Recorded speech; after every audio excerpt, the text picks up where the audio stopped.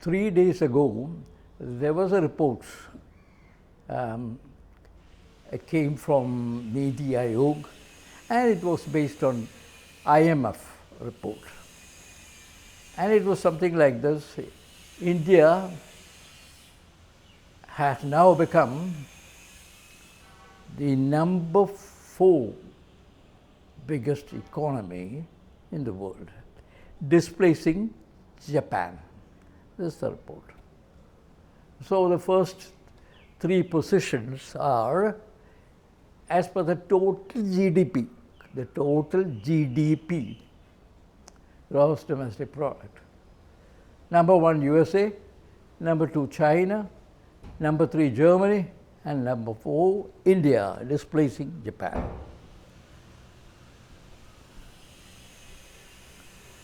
Now, my comments are around this whole concept of GDP and what it means, and the other indices that look at the quality of development. This is the quantitative aspect. Therefore, broadly, the quantitative calculations and the qualitative indices. This is the subject.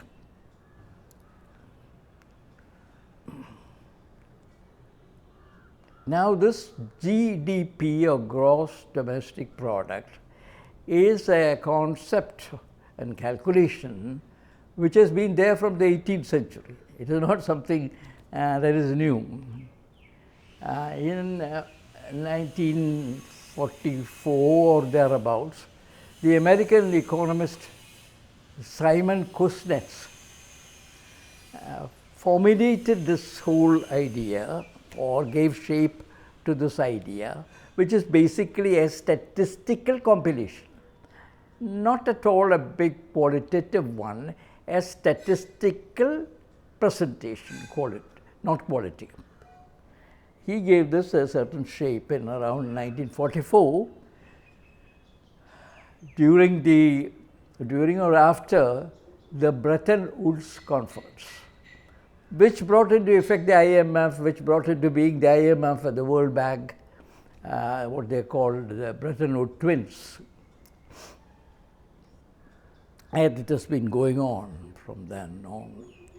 From the very beginning and a little later, it was clear that being a statistical exercise, it is also a statistical nightmare for statisticians. I wouldn't want to burden you with that, because I myself, I'm a student of economics, I myself find it a little beyond me. There is the deflator concept, the double deflator, the deflator's deflator, the PPP, purchasing power parity. All these things, the statistical things, are all playing into this. But one thing was clear from the very beginning and came into prominence after a few years, and particularly these past few years, that the quantitative statistical projection of GDP, what is GDP? It is just the value of goods and services in a country, all kinds of goods and services in a year. That means it is just a quantitative thing of the total. As many people, not now, in those days, economists and many others had pointed out that if you have an earthquake somewhere in a country, and there are lots of activities after the earthquake, there is the clearing of the debris, the rescue teams, and all that kind of thing that goes on to save people and all that, the huge expenditure, the transport and everything that goes on, all this will increase the GDP, because there is activity. Therefore, no matter what the event is, and the event is not something very good. It is going to harm the people, it brings suffering to the people, but the GDP will go up because it is quality deaf. It is only the quantity. Same thing, any demolition, you send these bulldozers to flatten up various places for various reasons. Or when you go and all these bulldozers go in there and flatten the houses or whatever, GDP goes up because you got expense, you got economic activity, no matter the suffering, the human suffering. No, the GDP is value blind. We ourselves here in this town where I am now giving this talk, we had just 2 days ago an incident where a Liberian ship sank near the Cochin coast. And then the containers, huge number of containers, got washed up slowly in all the coastal areas, including my own, that is Kollam area. And the civil administration was busy, first of all with all those jeeps and all those loudspeakers, microphones, warning the people not to get anywhere near there because we have got to check whether it is hazardous material. There were other warnings by various commentators that this might have very poisonous stuff inside, which means that fishing is out for many days, because we never know. There were others who said that there might be oil spill now because the ship has sunk. The whole story is not clear, but as of now, a lot of people were there, suspension of fishing and a non-availability of fish, not a good thing. But one thing is clear, GDP will go up because of the flurry of activity. This is what it is, okay. So this is the quantitative aspect of totaling up all the activities. Based on expenditure, based on consumption, there are various methods. Of a country of 1.4 billion people.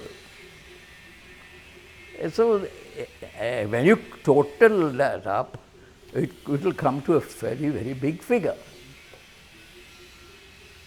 Now, if you are talking about the quantitative aspect of GDP, the only realistic index to see whether we as a country, or any other country for that matter, is doing well, its citizens are doing somewhat well, is to divide the GDP by the population. And then you get what is called per capita GDP. Now, I want to take you to some of the rankings for per capita GDP. We have roughly a per capita GDP, that is our total GDP divided by our population per capita. We have a per capita GDP of around 2,500 US dollars. That's all we have. And therefore, our ranking, India's ranking on the basis of per capita GDP is about 143. Now compare this with the per capita GDP of USA. USA has got a per capita GDP of 82,800 US dollars, 82,800, about 40 times so more. And then if you look at Germany, per capita 51,000 US dollars.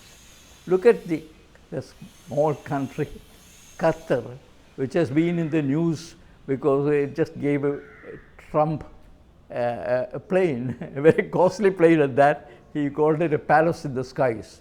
Just gave him a present of a plane. Qatar, they have a per capita GDP of $71,000. So this is how it is. We are talking about what each individual can claim as the as a portion of that big GDP we have. But there is a hitch. This doesn't tell the whole story. And therefore, we now come to the qualitative indices that determine things. Now, for example, if we talk about GDP of India, remember, there is big inequality in India. In other words, in common language, you can say that about the top 1% would be kind of owning roughly about 20% or 30% of the country's wealth. That grave inequality, you got it? The top people, they live like not Maharajas or Maharajas. That's why the book called The Billionaire Raj, after the British Raj, Billionaire Raj. Now we go into the qualitative aspects of things. There is a coefficient or an index for that, and that is called the Gini coefficient, Gini, Gini coefficient. And when we look at this index of inequality among people, our rank is 91 out of about 150 or 70 people. There are other indices which also give an idea of the quality of life, the quality of development, the quality of the GDP, things like that. One is the Human Development Index. That covers a lot of ground: life expectancy, education, the dignity of the individual, a lot of things it is. It's a multi-metric thing. And there, our ranking is 130, our ranking. There is another thing which is a little bit fussy, Global Peace Index. It has nothing to do with global, it is something to do with what the societal safety, security, feeling of societal security, societal absence of conflict, that kind of thing. Global Peace Index, a lot of other metrics. And there we have got 116 as our index. Then we have education, where our ranking is 101. There we have happiness index, which is again very fussy. But still it is an index. And nobody can say, this kind of index has been there for years. Nobody can say they are unfair to our country particularly. They are kind of neutral people. They are not particularly pro or against anybody, really. Our happiness index in about 150, 190 countries is 118. There are some places where which we have improved from the past in a very significant way. One of that is maternal mortality rate, MMR. We have improved quite a bit on that. The access to hospital facilities for delivery. Then we have like this, there is the industrial competition index, where we are not too bad, 41. I like that. There are many, there is the logistics index, 38, and environmental performance index, 87, all that kind of things. What I'm saying is, there are a whole lot of indices which go into the qualitative aspects of development. Those who want to have a look at that to get a kind of broad idea, broad spectrum, where the arc goes in a broad way, can of course look at it, because they are there.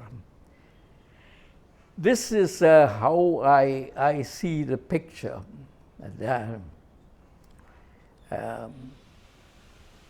We should not just be thinking of only the total GDP. And there was a little revealing point in in what the official at the Niti Aayog said, that we are now fourth in the world, as the fourth biggest economy in the world, and in about 2 years we will be the third largest economy. We will be turfing out Germany. Germany is out, we are in, and at that kind of rate it's possible that we might advance to second rank, but a bit difficult because China occupies the second rank and they have a fairly good population there, all contributing in a very large way to the country's wealth and economic development because of the very good education, I said this earlier in some other video, and manufacturing capacity. These are related, and of course science and technology. Oh, terrific. And that's why they have these high-speed railways and things like that. On China, I might do or might not. Another separate video later on to see that we have got to notice certain things. Not that we are always fixated on the border and things like that. That is okay. That has to be taken care of. But then there are other things happening. That's my point. So I'm concluding this way that this talk is having a look at the GDP figures, which is now we are fourth, and speaking about the quantitative aspect with value blindness. That is, we don't have a look at the value. And then I have said about the value indices. This is the purpose of my talk.